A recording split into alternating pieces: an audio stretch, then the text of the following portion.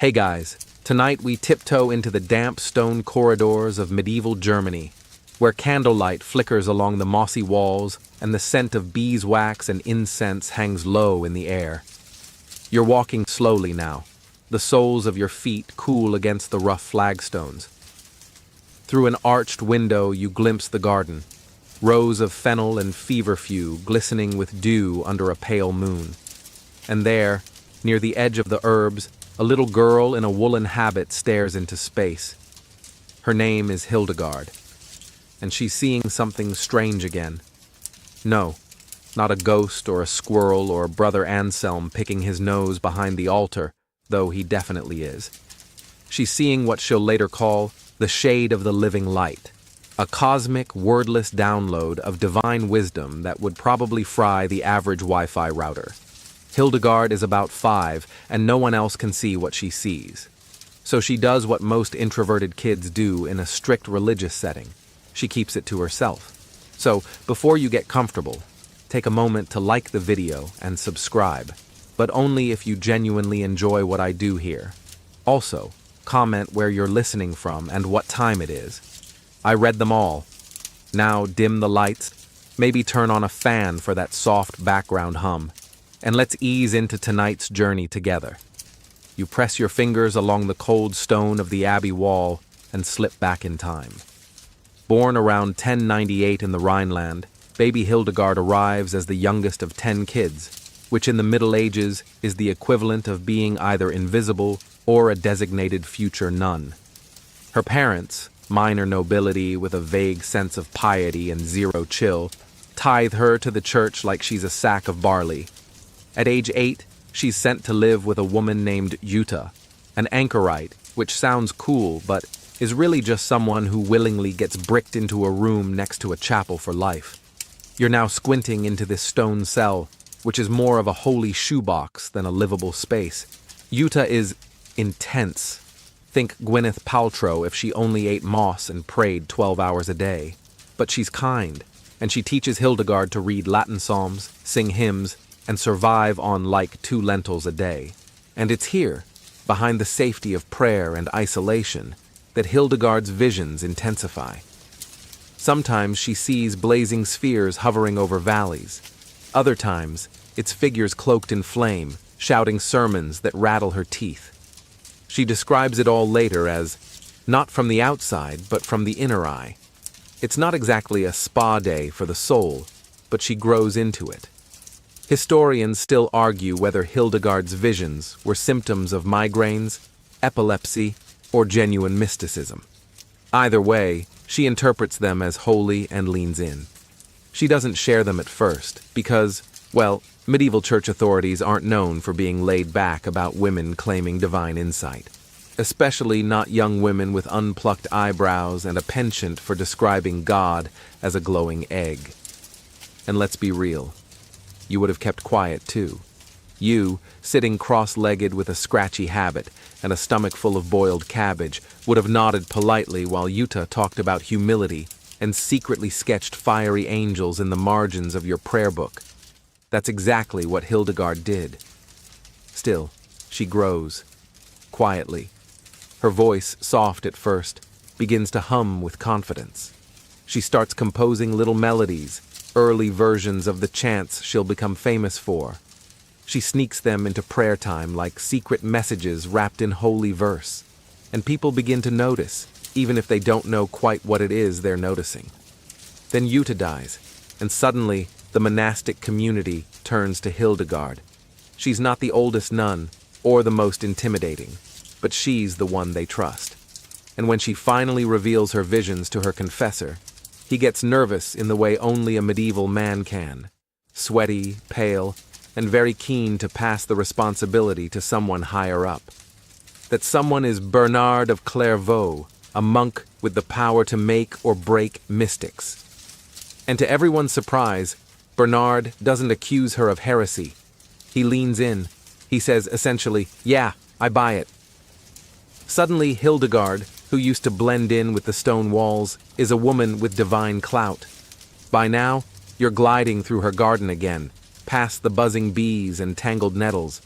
You smell lemon balm and sage, You hear her voice, low and unwavering, dictating her first great vision book, Civias, to a monk named Volmar, who's frantically trying to keep up.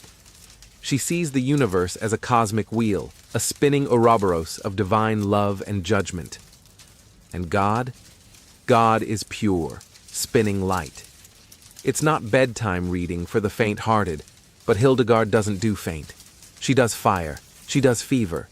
She does 49 chapters of cryptic, poetic, weirdly accurate theology that makes even today's scholars raise an eyebrow. Some think she's hallucinating. Others think she's channeling. You, curled into your blanket now, might just think she's dreaming vividly. Either way, she's not stopping. By the end of this phase, she's respected, revered, and also a little feared, and she's only just getting started. You're still there, nestled into the folds of your blanket, when the quill scratches start up again. The ink smells faintly of iron and old walnuts. Outside her cloister, the bells toll in the distance, but Hildegard doesn't flinch. You sit beside her now, not that she notices. She's too deep in it. Her eyes half closed, her hands moving faster than her thoughts. She's mid-transcription of another vision, and this one? Oh, it's a doozy. A fiery soul, rising from a crystal sea. A tower built of tongues, angels spinning like wheels inside wheels, Ezekiel on medieval steroids. And over it all, God, burning but not consumed, saying things that sound suspiciously like allegories for church corruption. Yeah, you're thinking what everyone else thought. Someone's going to have a problem with this. But Hildegard? She doesn't blink. She's in her 40s now, and something's shifted. That soft-spoken girl you met in the garden? She's gone. This woman, this prophet with a quill, she's fearless. She's sending letters now, bold, blunt, sometimes borderline passive-aggressive letters, to emperors, bishops, even the Pope. "Get your act together," she writes in her flowing script. God is watching, and frankly, he's unimpressed. Mainstream fact time. Hildegard is now considered the first-named female composer in Western music history. Her chants, full of weird leaps and eerie intervals, aren't just sacred, they're innovative. She's basically doing prog rock Gregorian long before Pink Floyd ever hit a synthesizer. People come from miles around to hear her nuns sing. They say the harmonies lift the veil between heaven and earth. You just feel goosebumps, even though you're not entirely sure what an antiphon is. Still, not everyone's into it. Some clergymen squint at her scrolls and mutter words like dangerous and unladylike. Others dismiss her as hysterical, which is what people say when they don't understand you and also happen to be scared out of their minds.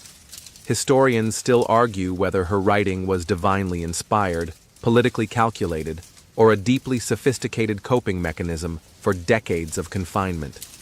Spoiler, it can be all three. You pass through another vision now, a glowing city with high walls and rivers of justice. She paints it with words and parchment pigments, the same way some people paint miniatures, slowly, obsessively, passionately. Some of these images end up in her illuminated manuscripts, which are, well, kind of wild. There's one showing a woman birthing stars, and another with a mouthless face screaming golden rays, cozy stuff. And here's a fringe tidbit for your sleepy brain. In one vision, Hildegard describes living tongues of flame pouring into her mouth and giving her divine insight. It's intense, it's theatrical, it would be a killer scene in a fantasy film. But for her, it's just Tuesday. So what do you do when the Pope starts taking your letters seriously? When nobles ask for your advice? When the monastery starts to feel a little too tight around the edges? You found your own. You break ground, literally, for a new abbey. Hildegard gets the divine go-ahead to move her growing group of nuns to a hilltop at Rupertsberg, away from the jealous glances of the neighboring monks. They don't like it, of course. One of them even tries to sue her. That's right, sue a prophet. Good luck with that. But you're there for the digging, the planning, the singing on scaffolds. You help carry stones, in your mind anyway, as Hildegard builds her sanctuary. Not just a place of prayer, but a place of learning, healing, and girl boss level administration. The sisters copy texts, grow herbs, host travelers. It's like a feminist co-op meets medieval Hogwarts, minus the butterbeer. And as Hildegard's reputation spreads, so does her influence. She writes medical treatises, Physica and Causae et Curae, which blend ancient Greco-Roman knowledge with folk medicine, and yes, a pinch of angelic whispering. She doesn't separate the spiritual from the physical. To her, healing means understanding both the soul and the spleen. But she never stops writing visions. Liber vitae meritorum, liber divinorum operum, each more apocalyptic and symbolic than the last. And in between, she's preaching, publicly, loudly. At a time when most women couldn't even read, she's traveling the Rhineland in a cart, telling kings they're sinning too loudly. You lean your head back and imagine it, Hillary Clinton crossed with a fire mage, holding up a scroll and yelling at the Holy Roman Emperor. And the Emperor, somehow, takes notes. People begin to call her the Sibyl of the Rhine, a prophetess, a saint in her own lifetime. Her visions, whether real or really poetic, resonate. Not because they're pleasant, they're often not, but because they say what others are too afraid to say. That the church has grown bloated, that power has dulled virtue, that the world is cracking, and no one wants to look at the seam. You're half asleep now, breathing slowly, but the scratch of the quill continues. Hildegard, in her stone room, dips her pen again, writes one more line. The candle trembles, the wind whispers through the stained glass, and the woman who used to be a voiceless child now speaks with the voice of generations. You wake up, just barely, to the scent of sage and vinegar, drifting through the candle-lit hall where Hildegard's nuns brew potions with serious focus and very little regard for OSHA compliance. Glass bottles line the shelves like obedient soldiers. Rosewater, fennel syrup, powdered pearls, and something that might be crushed emeralds, or maybe just fancy moss. Either way, you don't ask. Hildegard is older now. Her hands are still steady, but her hair has long since turned the shade of old parchment. Doesn't stop her, though. If anything, she's busier than ever, juggling visions, music, medicine, and political correspondence like some divine multitasker with a serious caffeine habit. Though in this case, it's probably just rosemary tea. You flip open one of her books, Physica, and find a page on the healing properties of worms. Yes, worms. Hildegard writes that earthworms, when prepared just right, can cure skin ailments, which is, admittedly, gross, but also strangely on brand for someone who thinks the body is a vessel of cosmic balance and humoral tides.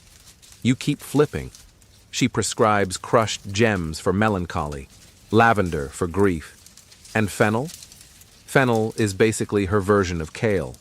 She swears by it. You feel vaguely judged for never having tried it. One mainstream fact to chew on. Hildegard's medical texts were referenced for centuries after her death. Even if modern science rolls its eyes at the worm-based therapies, her holistic view of health, mind, body, spirit, feels surprisingly ahead of its time. She doesn't just treat symptoms. She listens. She believes illness comes from imbalance, not just germs, which wouldn't be officially discovered until many centuries and one Louis Pasteur later. But Hildegard doesn't just listen to people. She listens to the stars, the winds, the subtle creaks in the bones of the world. She's writing music now with such aching beauty, it makes monks cry and bishops reconsider their life choices. Her collection, Symphonia Armoni Celestium Revelationum, don't worry, you're not being quizzed, is filled with melodies that shimmer, soar, and sneak up on you in the dark like a kind ghost with perfect pitch. You hear one now, a slow, ascending chant. It's about the Virgin Mary, or maybe cosmic wisdom, or possibly both. The Latin blurs like watercolor on silk. You drift, but not for long. Because Hildegard, She's not here to lull. She's here to roast. You're peeking into her latest letter. It's addressed to none other than Frederick Barbarossa, the Holy Roman Emperor, and it is not flattering. She calls out his political vanity, his poor choice of clergy, and his general tendency to stir chaos like a toddler with a wooden spoon. You wince. He probably did too, and she doesn't stop there. She scolds abbots for laziness, chastises bishops for ignoring the poor. In one famous case, she even writes to a woman living in sin with a cleric and says, more or less, "You're going to hell unless you stop spooning this guy and start spooning soup for orphans." Paraphrased, of course. Now, did people always listen? Number? Did some of them roll their eyes so hard they probably saw their own halos? Absolutely. But enough people did listen that Hildegard's word carried weight far beyond the cloister wall. And not just with church types, she had fans among nobles, scholars, even skeptics. Historians still argue whether she consciously crafted her image to navigate a male-dominated world, or if she genuinely believed herself a vessel of divine will with no personal agenda. Again, it could be both. You don't survive medieval politics and mysticism without being a little bit cunning. She's navigating more than power, though. She's managing a full-scale monastery. That means supplies, schedules, crop rotations, manuscript copying, and making sure Sister Kunigunde doesn't fall asleep during evening prayers again. It's a job, a life, 1,000 little decisions no one sees.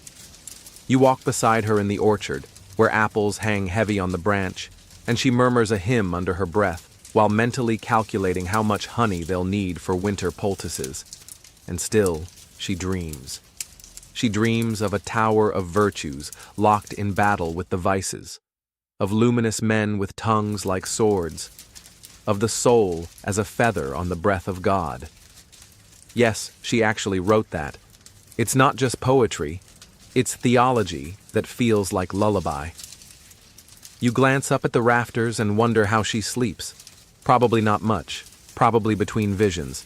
She's aging now, well into her 70s, which in medieval time is practically wizard status. And though her legs ache and her voice sometimes fades, she keeps writing. Then one day, something snaps. She allows a noble who'd been excommunicated to be buried in her abbey's cemetery, against church orders. She claims he'd repented before dying. Rome says that doesn't matter. They demand she exhume the body. Hildegard refuses. They respond the way you'd expect. They ban her nuns from singing. Yes, singing. For Hildegard, this is worse than silence. It's a theft of divine praise. It's not just petty, it's spiritual sabotage. So she writes, again, a long, reasoned, beautifully barbed defense of sacred music, which to her is the truest form of prayer. Eventually, the ban is lifted. Her choir sings again. And you? You hum along, half awake. The air is thicker now, slower. The notes of her chants linger longer, as if the room itself has grown ears. You reach the edge of this chapter, and Hildegard, ever precise, is already preparing for the next. By now, the candles have guttered into little pools of wax, and Hildegard is sitting quietly by the high, arched window, staring out over the Rhine. The hills are a soft black velvet in the night, and the river hums below like a lullaby for old bones. You ease into the chair beside her, not that she notices. Her thoughts are somewhere else, probably halfway between heaven and an unfiled herb catalog. She's in her 80s now, and the fire in her has mellowed to embers, though it still glows under the surface. Her hands are slower, but they still move when there's something to write. There's always something to write. In this last stretch of life, she's still churning out visions, replying to letters, and giving instructions that make grown men rethink their entire ecclesiastical careers. You love to see it. Her health falters, her legs swell, her sleep breaks into strange segments. But she shrugs it off the way you might ignore a cramp during a long walk. There's work to be done. And God, apparently, still has more to say. You wander through the abbey now slowly. The nuns pass you like soft ghosts, singing during compline, candlelight flickering on their cheekbones. In the scriptorium, parchment still rustles. In the kitchen, something warm simmers on the fire. You trail your fingers along the stone and feel the centuries breathe. At this point, Hildegard is a living legend. People come just to look at her. They whisper about her in markets. Scholars debate her in cold libraries. She is, depending on whom you ask, a prophetess, a fraud, a genius, a fanatic, a saint, or, most commonly, that nun with the glowing egg god. Take your pick. Quirky detail for your dreams tonight. Hildegard insisted that the soul is like a tent. Yep, a tent. One that folds and unfolds through love and grace and sometimes sin. And honestly, if you've ever tried to set up a tent in the wind, it feels pretty accurate. She begins to speak more of death now, not in fear, but in that matter-of-fact Hildegard way. She tells her sisters to keep singing no matter what, to preserve the manuscripts, to keep their minds sharp and their spirits sharper. She doesn't want a grand farewell, just steady devotion and properly labeled root jars. Her last letters carry weight. She tells a cleric to stand like a man against temptation, which you imagine hit him like a frying pan of holy water. She praises music one final time, calling it the echo of paradise, and she slips in one final theological zinger, that even the devil was once full of light. Historians still argue whether her influence was suppressed after death or simply faded under the weight of 1,000 other saints and scribes. But centuries later, Hildegard gets the last laugh. She's canonized, not once, but twice. First unofficially, then formally, and finally as a doctor of the church in 2012. That's right. A woman who started in a bricked-up cell and once hallucinated stars bursting from her own mouth ends up with one of the highest honors the Catholic Church can give. You smile at that. You can't help it. Now, the wind down begins. You pull your blanket closer, and the hum of Hildegard's chants returns, this time faint and far away, like lullabies from a cathedral in a dream. The abbey dissolves into quiet. Her quill rests. The candles finally go out. She lies in her simple bed, arms crossed, eyes closed. The room smells of dried fennel and old parchment. Somewhere, a dove coos. The sky begins to lighten with that slow silver that preludes morning. And just like that, she's gone. But the pages remain, the visions remain. The songs echo, loop, shimmer. You rise now, gently, and walk away.